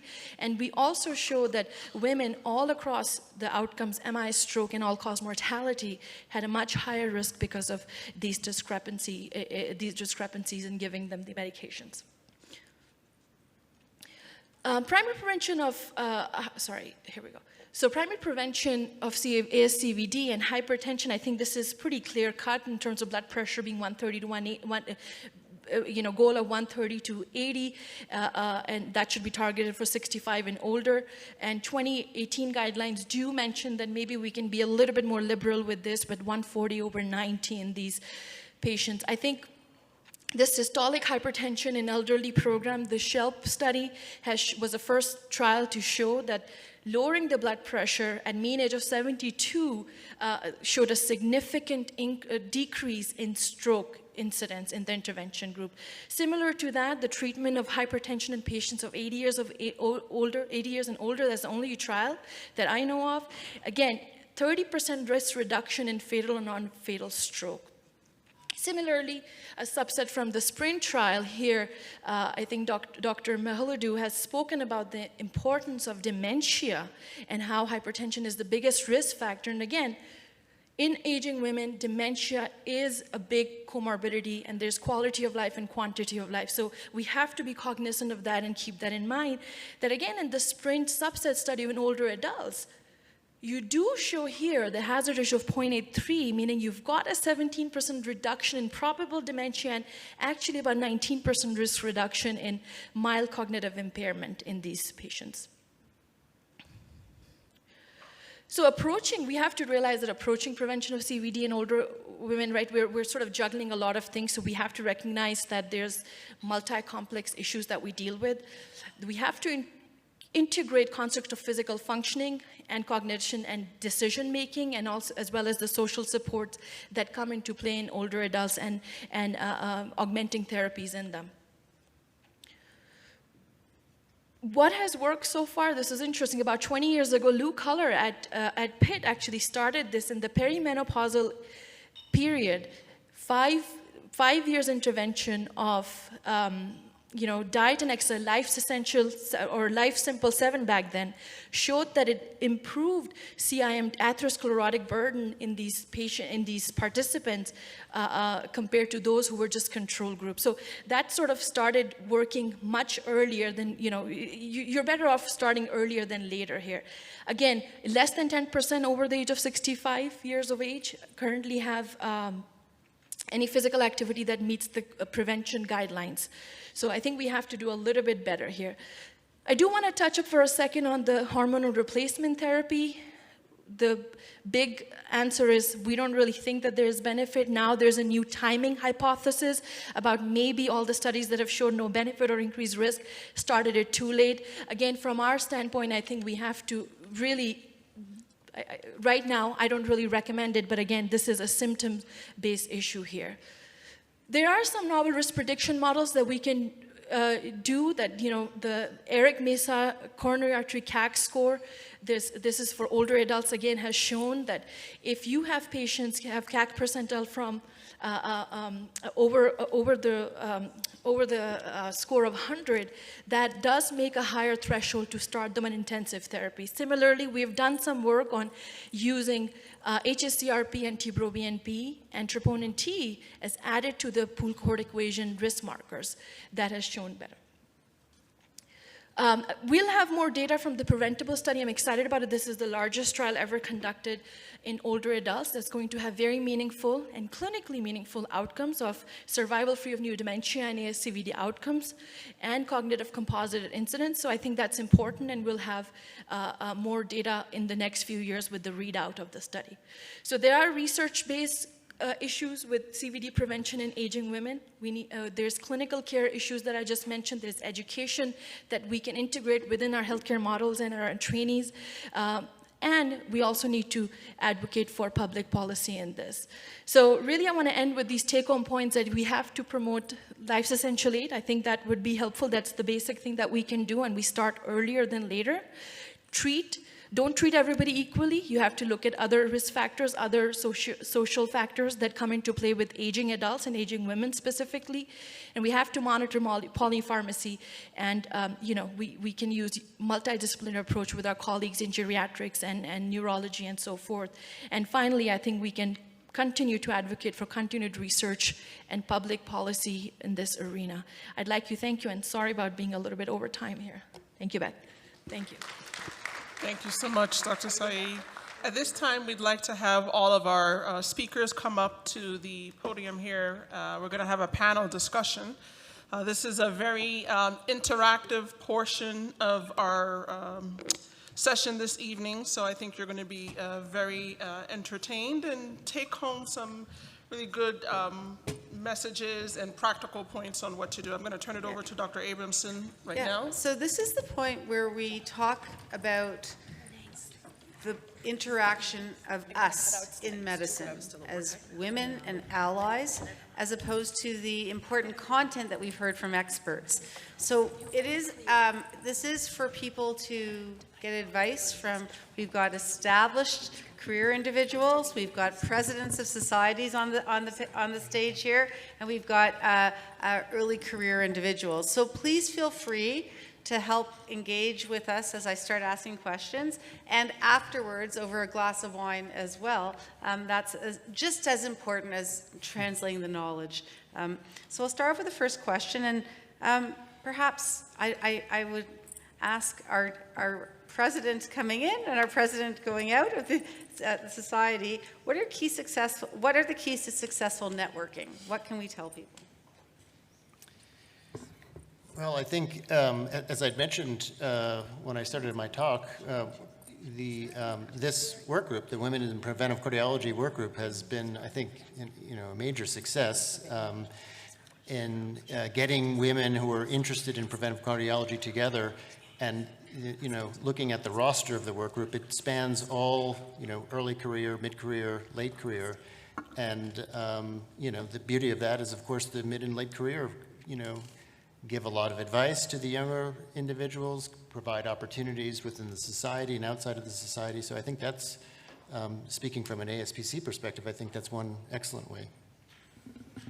And I think if I can add to that, I think, first of all, it's important to network. I mean, and it's important to invite the right people to where you want them to network. I know I told you when we were planning this session, we need to invite the male leaders, because every time that they're present, they want to be here, they just have to be invited.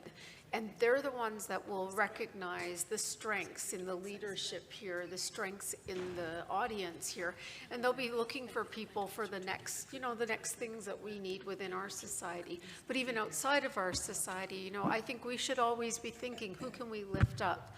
You guys all know that when I'm leaving, and I wanted to make sure there's women behind me that are going to take over and do good things and work with our great men as well. I think the one nicest thing, and I said this before in prevention, is that the men have always been welcoming. They've actually just wanted more diversity in our ranks in this particular community. I have felt personally very welcome, and I'm excited for the next generation. So just, bring the people you want there. If you're like, I want to meet all the biggest names in prevention, then make sure they're here, or whatever you're organizing. Make sure that they know they're invited.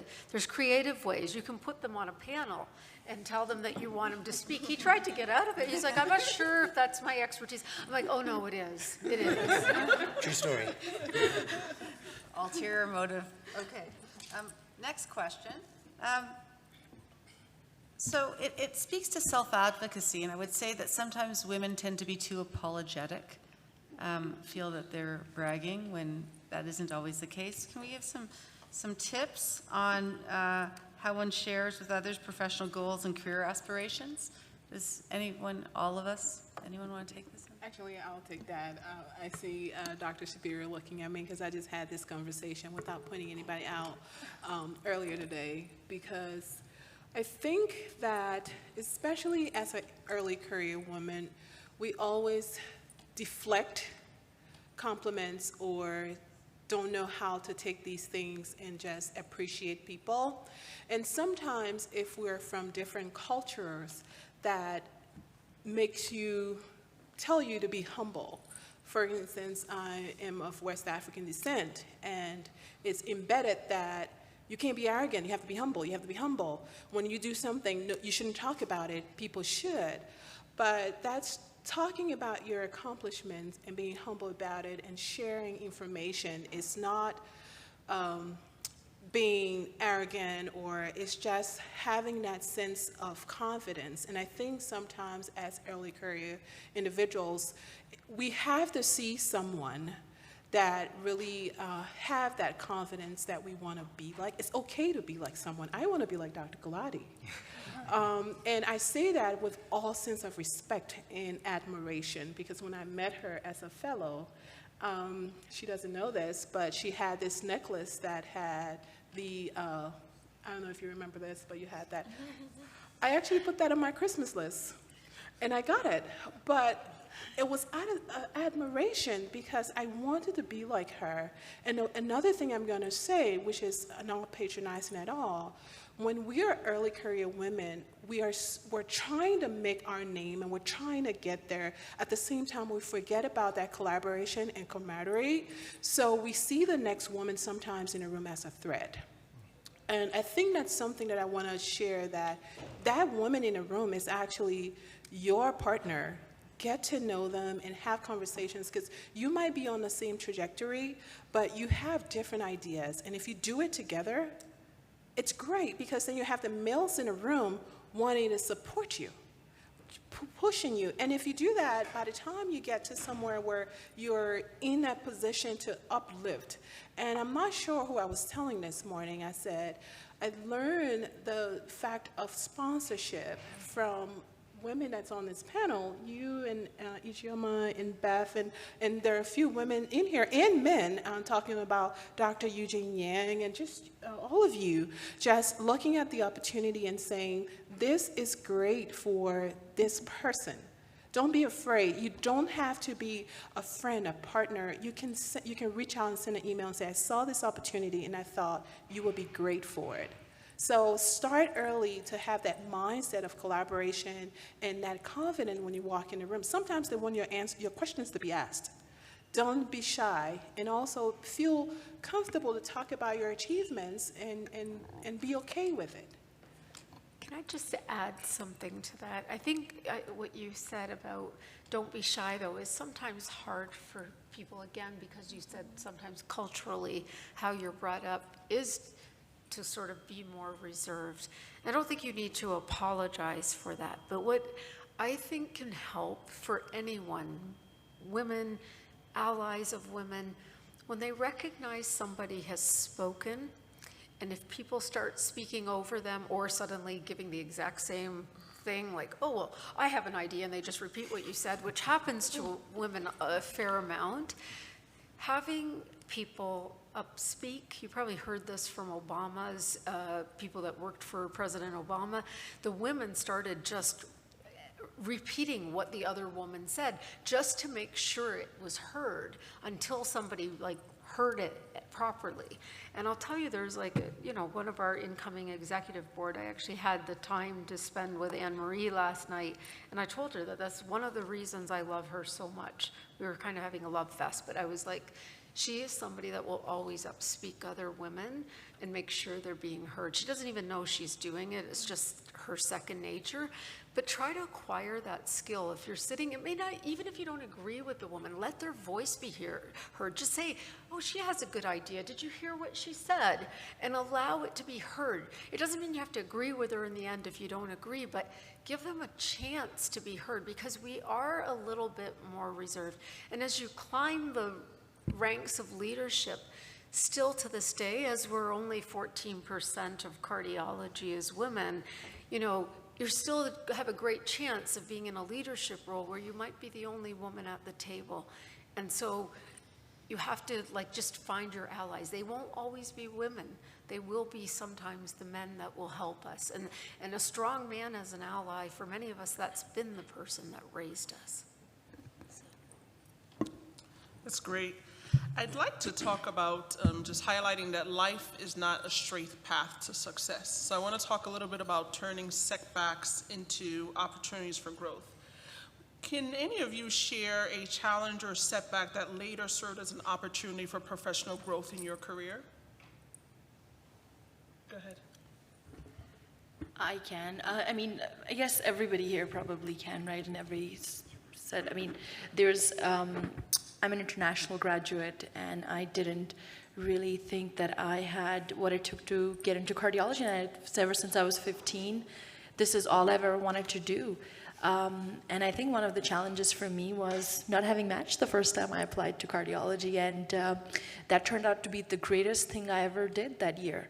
Is I met my mentor, who's still I think is going to be my lifelong mentor, and ended up meeting a lot of people here on this this panel. And I think just kind of looking at your life as a big picture and understanding, talking to leaders in your field, if you have the opportunity to have good mentors, listening to them and asking them their hardships. Because I think what I found out is that if you're putting your next step forward, and if you're putting yourself out there and you're doing the work that needs to be done at that particular time where you're at and doing your best, ultimately success just finds you if that's the right place. And I think I was talking to someone earlier just about this. They're sort of in a similar position, and I think that's, it's now that I look back and I'm sort of like, anytime something happens to me which is unexpected, I'm like, oh, this is interesting. What good is going to come out of this? So I'm really now able to zoom out of that area if the grant gets rejected, right? So I think those kind of things just happen all the time. You just have to ask people, and I think it's good to be vulnerable and accept that. Oh, sorry. Yeah. I'd like to say that it sounds corny, but it's the truth. When one door shuts, another opens. It may not be the one we want, and I quote my mother, even though she had no medical degree or no education other than a primary school, she had the blessing of positivity. We heard the blue zone from Alison. It's much more than just the environment. If you look at all the aged people, the super ages, they have the positive attitude. So many hardships that she wasn't looked after from her mother because her mother had the eldest son die from a friend. And so my mother was cared by her sister. But I remember all the hardships that I had, and I didn't appreciate the positivity as much as I miss it now. It was always, it's okay. It'll work out.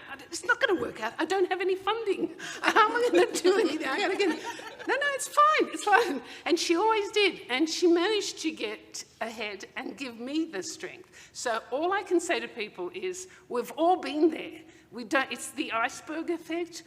You only see the positives, particularly with social media. It's right in that way, in that saying, I got this prize, and if you don't get it for the same prize, you feel it down. Don't, because your time, it will come. And it will come, but you won't be aware of it. So please keep going. Could you imagine if we all posted all the things we didn't get? That would be so funny. Well, one group did, and they said, this is our 65th rejection party. That's right. Can I add? Yeah. So I was never supposed to be a preventive cardiologist. So I was focused on cardiovascular imaging. That's how I started my career. And fairly early on into my career, I was summoned by my chief of cardiology, who basically put me on a diplomatic mission to take over cardiac rehabilitation because they just fired the last director. There was a big debacle there, and I had to clean up the mess. I knew nothing about cardiac rehab. I knew nothing about any of this, other than I'm pretty even-keeled, and they needed somebody who could sort of go in there and try to do damage control. And so I did reluctantly. I mean, it was early career, and my boss basically said, you got to do this. And I wound up loving it. That's actually how I started getting interested in prevention. So even though that's not something I aspired to, it's not something I wanted to do, I wound up in that situation, and here I am. Wonderful. As I can see in the audience, we have people at different stages of their career. And so I'd like to ask everyone if they can weigh in, and maybe starting with Dr. Tobb and Dr. Saaed, if you can share some advice for early career, mid-career, and then later on in life career. So I'll have Dr. coming this way. So Dr. Tobb and Saaed will do early career, and I'll have Dr. Shapiro. Sorry, could you repeat that question? Career. Sorry. Yeah, absolutely. I was talking. Please give some tips for success for the early career or mid and then late career. So you guys are going to do early career. Okay. I think it's probably, there's two things that one of my mentors has told me, and one I learned from my parents, one I learned from my mentor. And my mentor says style over substance, substance over style, sorry, not the other way. So substance over style, don't want to give the wrong advice. So you have to put yourself out there. Sort of, we were talking a little bit about how do you speak up for yourself? How do you sort of avoid that imposter syndrome?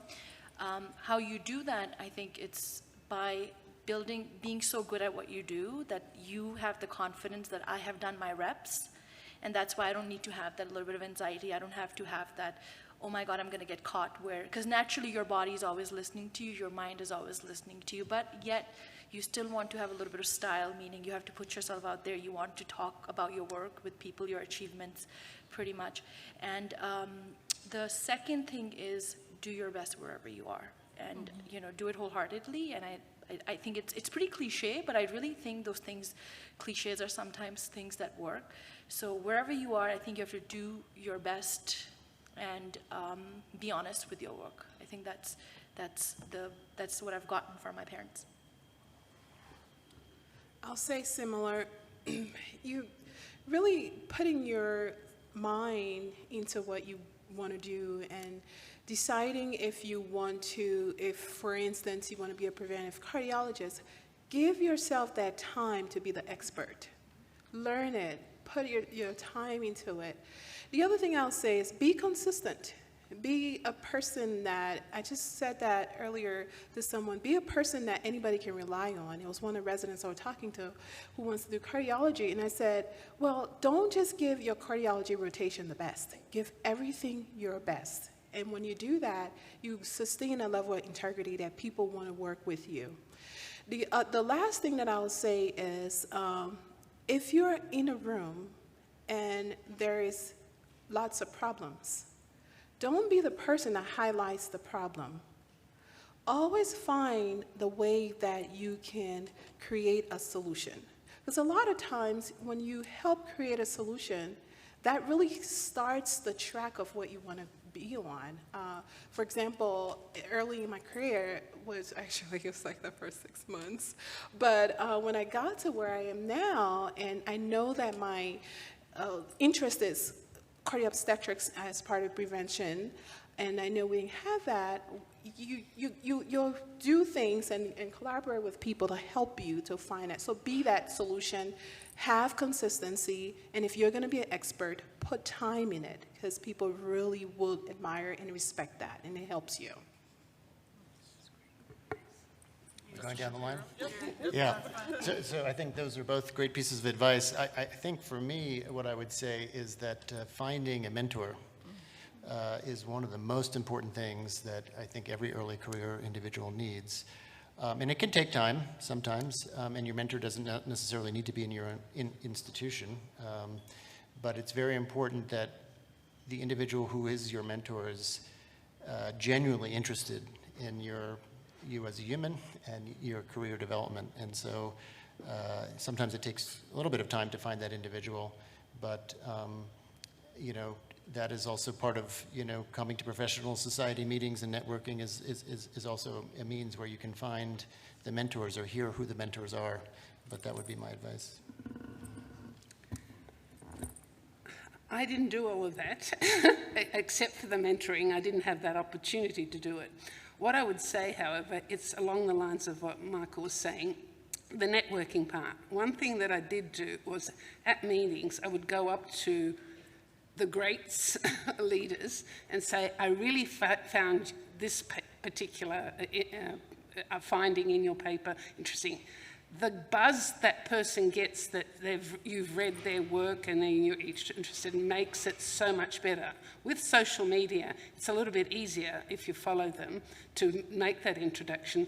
But old-fashioned, in-person introduction is the best thing. Sometimes we can't do that, and I don't know why. I was quite shy, believe it or not, when I was at that young age, and I don't know how I did it, but I used to do it, and it really made the difference in people recognizing me the next time in when I talked and everything. So my advice to you is it's quite different. This society is a lot more friendlier and supportive, is find your network and find the people who support you, mentors, sponsors, each other. That's what's going to open the doors and give you strength, so that if there are difficulties, you've got your tribe or village, as we say.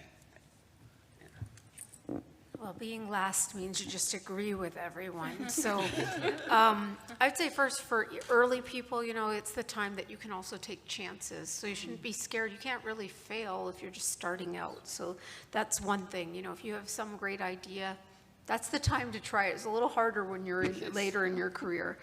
In mid-career, my advice is to build networks. And I think we've all heard why that's important. And because you can feel very isolated if you're in your mid-career in your own institution or your own hospital. Nobody cares about you when you're mid-career. It's just the truth. Yes. Everybody forgets about you. There's all these programs for younger people, and that's great. I'm not against them. It's just that when you are mid-career, you sort of feel lost. And I very much myself remember that feeling. And as a senior person, so I guess I'm old now, but our job is to raise the young. It means that we need to be helping the next generation. It doesn't matter for us, but it really matters for them. And we should know that they need to take credit.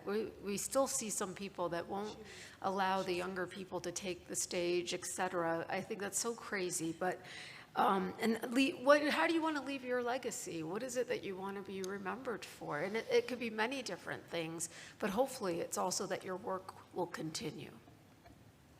That's great advice. Please join me in thanking all of our panelists for sharing their wisdom and tools for a successful career as we continue to venture in our individual careers. At this time, we are going to open up the session for networking and wine. I'd like to thank Dr. Abramson for her 2 years serving as co-chair for the Women in Preventive Cardiology Committee. And I'd like to recognize that Dr. Kardie Tobb is joining us as the new co-chair of the Women in Preventive Cardiology. So thank you for all of you being here with us. Thank you to all of our panelists, and let's network, as they said. Thank you. I know when you look at the time. Oh, okay.